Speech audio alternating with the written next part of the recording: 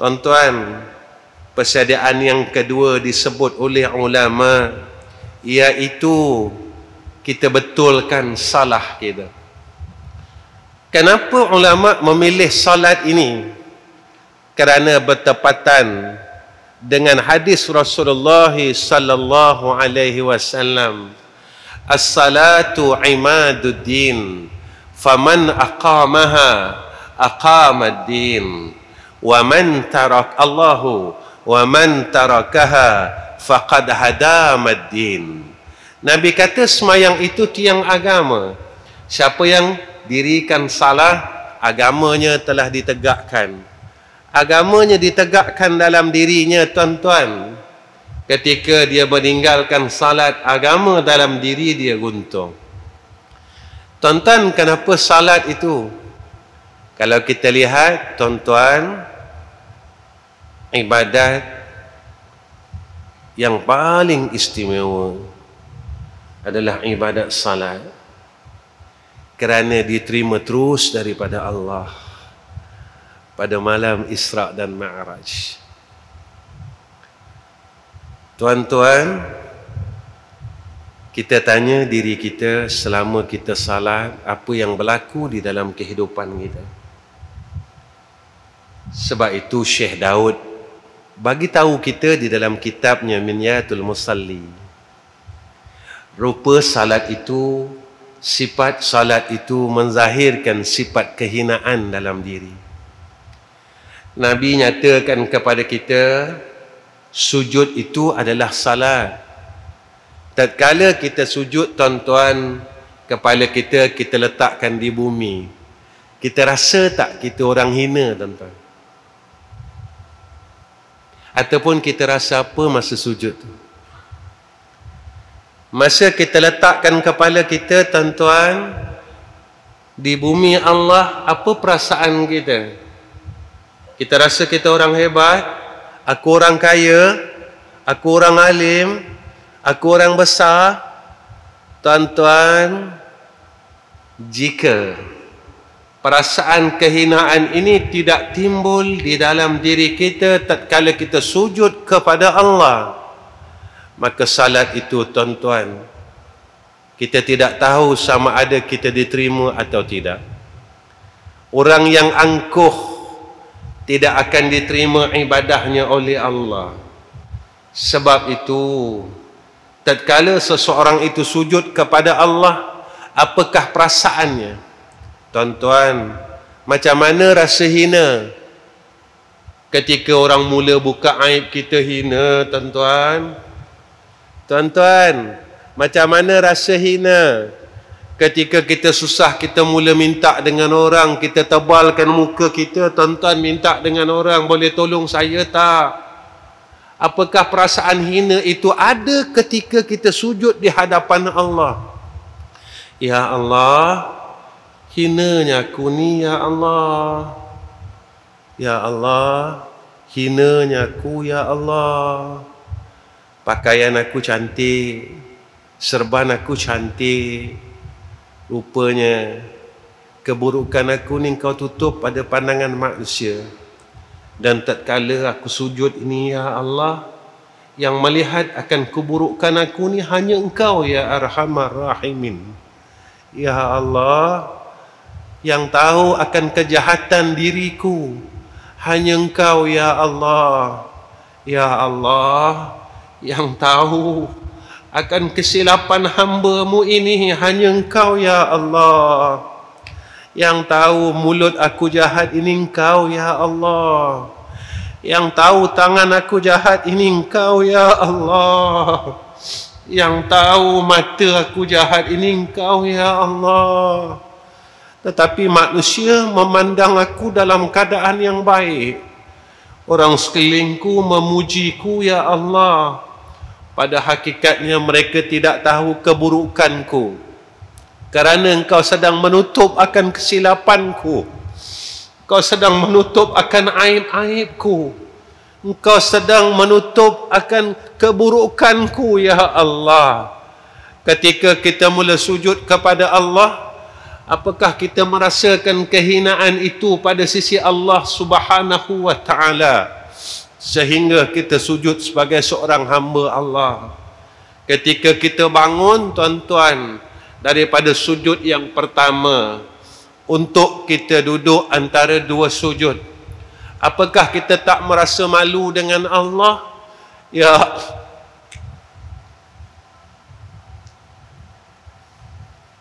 Allah,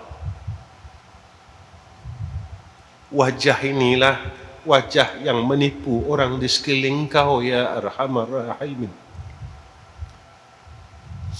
Ya Allah, wajah inilah, ya Allah, wajah yang menipu orang di sekeliling kau, ya Allah. Orang melihatnya dalam keadaan seperti orang baik. Orang melihat wajah ini seperti orang saleh. Orang melihat wajah ini seperti golongan orang-orang yang baik.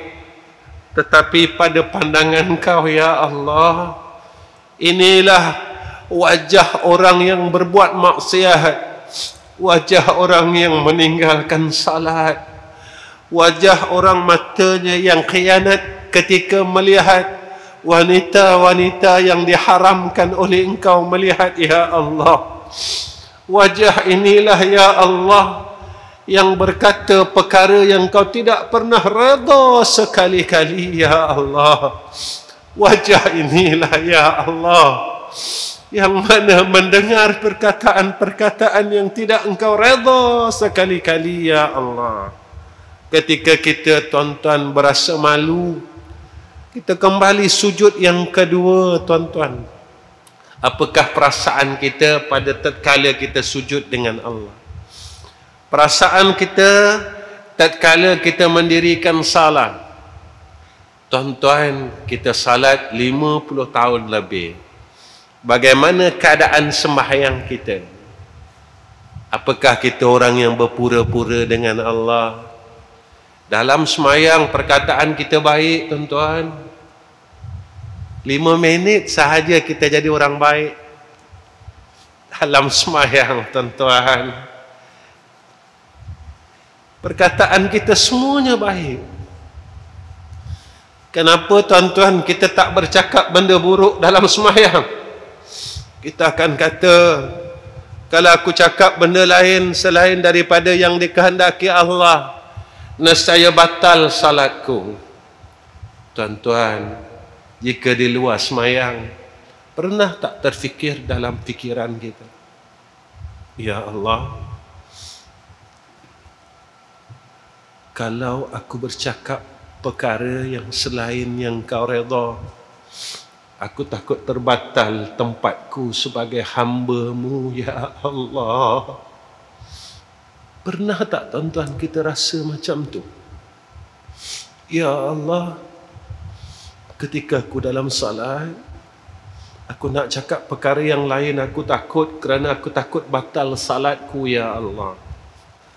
Pernah tak kita rasa, tuan-tuan, ketika di luar salat, jika kita berkata perkara yang Allah tidak redha dan Allah tidak kehendaki, maka kita takut kita dibatalkan sebagai seorang hamba Allah. Dalam sembahyang, kita akan kekalkan kolbun kita semata-mata kerana Allah, sehingga kita terus berkata pada lisan kita, inna salati wa nusuki wa mahyaya wa mamati lillahi rabbil alamin. Ya Allah, kita akan tetapkan hati kita semata-mata kerana Allah Subhanahu wa Ta'ala. Tapi di luar sembahyang, boleh tak kita tetapkan hati kita semata-mata kerana kasihkan Allah? Ya Allah, aku mengaji ni sebab aku sayang Kau, ya Allah.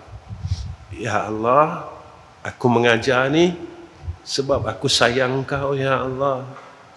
Ya Allah, aku kerja ni sebab aku sayang Kau, ya Allah. Ya Allah, aku datang masjid ni sebab aku sayang Kau, ya Allah. Kenapa kita sayang Allah? Sebab Allah sayang kita. Mana Allah sayang kita? Allah masih lagi bagi kita rezeki. Tetapi dengan rezeki yang Allah bagi kepada kita, kita makan, kita minum. Kenyang tuan-tuan, kita makan kenyang tuan-tuan, kenyang sangat. Dengan kenyang yang Allah bagi kepada kita itu tuan-tuan, kita tak mampu untuk sujud kepada Allah Subhanahu wa ta'ala. Dengan kenyang yang Allah bagi kepada kita, mulut kita tidak mampu menyebut nama Allah.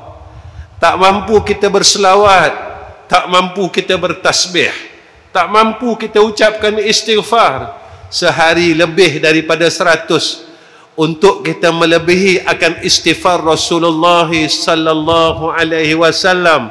Kita tidak mampu. Tapi kita makan dengan rezeki Allah sampai kenyang tuan-tuan, sampai kenyang tuan-tuan, kita ambil keseluruhannya sampai penuh perut kita dengan nikmat Allah. Tetapi Allah masih tidak marah kita.